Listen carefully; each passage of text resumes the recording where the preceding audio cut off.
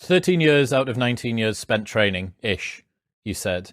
Yes. During that time, what was the majority of the training trying to cultivate? Is it focusing on your ability to physically construct the right liquid and understand how to work with the materials? Is it more the astral side where you're trying to guide the experience? Is it the music? How was your time split? The plant side of it is really not so focused on the visionary plants themselves, but literally hundreds of medicinal plants that are in the Amazon. And it's just kind of a sad aspect of what's happened over the years with this Western interest in just ayahuasca and those experiences, that they've kind of missed the point of really what is this biopharmacology of the Amazon. So from sort of the botany side of it, there's literally within a couple of hectares of Amazon, hundreds of medicinal plants that have unbelievably amazing curative properties, right?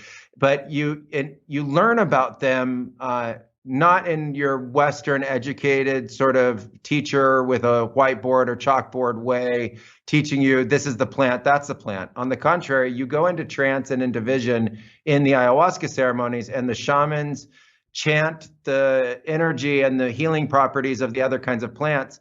And then in your vision, you see where they are in the forest, and they teach you about the plants through the visions themselves, which is a completely otherworldly concept of education, which is hard to even believe that it could be possible that you could be in trance, that another shaman could be there next to you chanting, and that they could be through that imparting the wisdom and knowledge of lots of different kinds of plants and its uses. But literally, you could be in your vision, having the ceremony take place at night.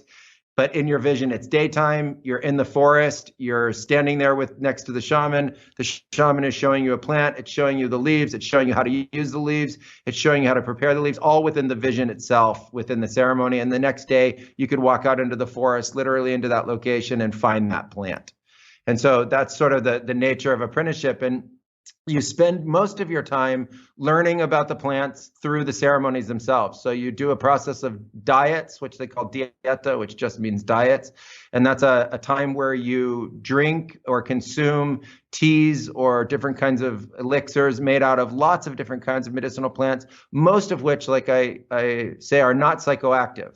Most of them are just like if you made mint tea and you're having a cup of mint tea. Just simple as that. And you learn how to work with the plant that way through these diets. You follow extensive restrictions of behavior. There's sexual abstinence, abstinence from alcoholic beverages, abstinence from spicy foods. There's a very limited diet you're allowed to eat during that period of time, et cetera.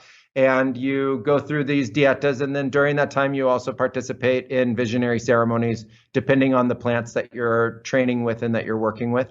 And that's really how you spend your time. And so you do these dietas. The dietas last anywhere from 6 days to 9 days to 15 days. In some traditions, it's a month long, 3 months long, 6 months long, or even a year long at a time of training. And it is literally 24 hours a day. You're said to be taught in the visionary space and in the dream time. And that's kind of how you spend your time. In our case, training for me was spent between foraging for food and going to the agricultural plot, because we lived off of the land itself.